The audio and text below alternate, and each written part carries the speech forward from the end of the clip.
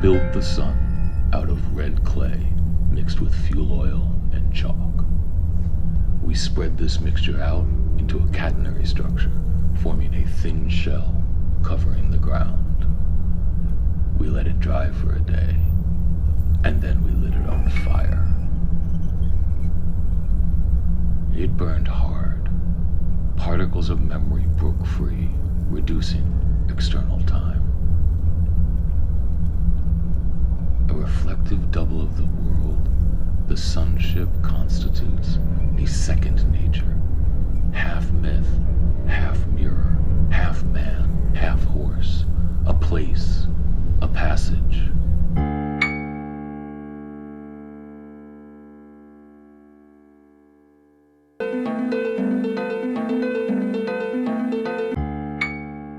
The world inverts, a double bind, at once threshold and sail, a net in constant motion. Its resistance to time pulls it along, moment by moment. Each moment in time contains a new extract, a new droplet. No valves, no gauges, no chamber walls to separate the compression of notation and the irreducible nature of carbon.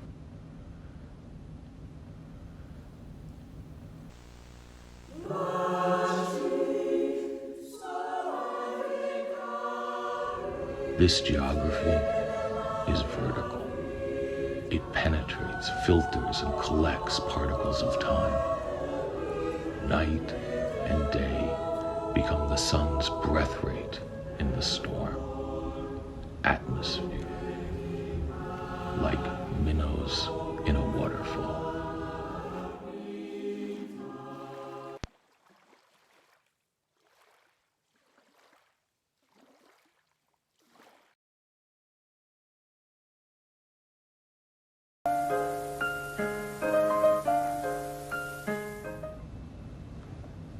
The sun's heat evaporates the earth's water, creating a parasol of clouds, a hovering blanket, absorbing from below, backlit from above, a filter for light and rain, droplets falling, returning to the total, each reflecting their own sun, each forming a brief circle upon re-entry, a storm of geometry, an atmosphere, and then an arc in time, arc as in a curve that slows time, aligning it with lifetime.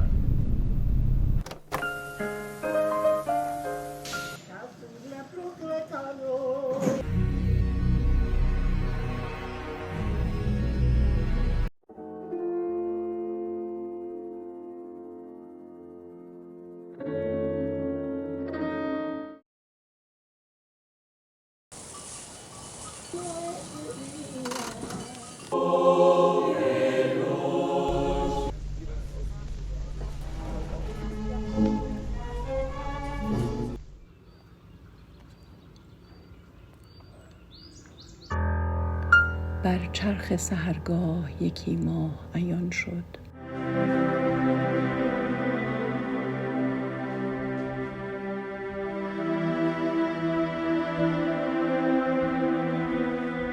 از چرخ فرود آمد و در ما نگران شد. چون باز که برباید مرغی به گه صید، بربود مرا آن مه و بر چرخ دوان شد. در خود چو نظر کردم خود را بندیدم، زیرا که در آن مه تنم از لطف چو جان شد. در جان چو سفر کردم جز ماه ندیدم، تا سر تجلی ازل جمله بیان شد. نه چرخ فلک جمله در آن ماه فرو شد، کشتی وجودم همه در بحر نهان شد.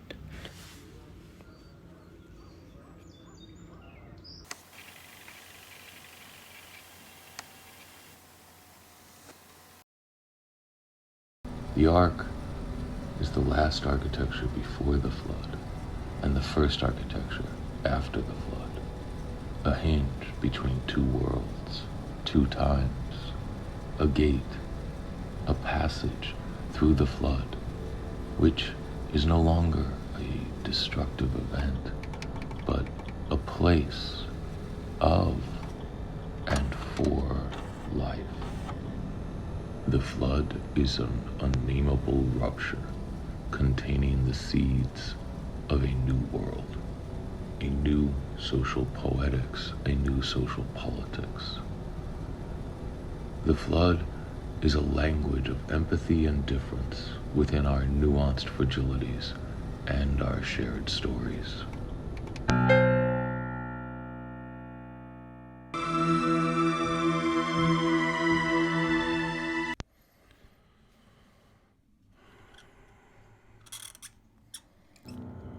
Και τι αλήθειες άραγε να μιλήσει κανείς μέσα από σένα, όταν το ανθρώπινο μάτι έχει μάθει να διαβάζει κάτω από το φως, ενώ η αλήθεια της γλώσσας σου έγκυται στη σκοτεινότητα που τη συγκροτεί, όταν η γραφή σου εκδηλώνεται μέσα στο σκοτάδι που αντί να την αποκρύπτει την εκθέτει, αντί να τη σκεπάζει την αποκαλύπτει και αντί να τη σωπαίνει φέρει μέσα της, μες στο ίδιο της το μελάνι, παρατείνοντας την έσχατη της σιωπή.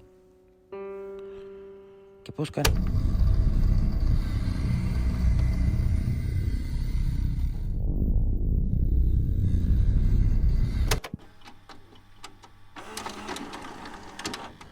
Heard in their own beat and measure, offering a deeply human sonnet, empathetically calling us close, whispering in gentle overtones.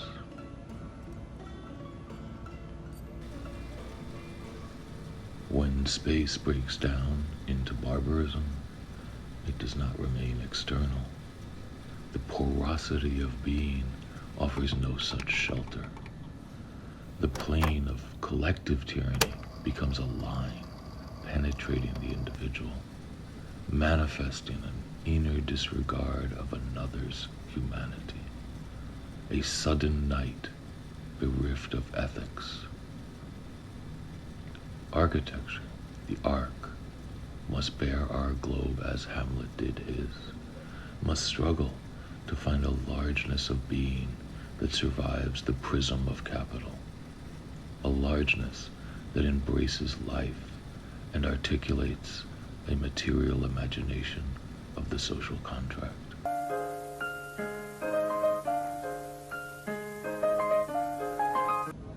Perhaps the greatest source of this largeness of being is found within its own fragility, for in the act of recognizing fragility, ethics finds its meaning and ethical practice becomes manifest.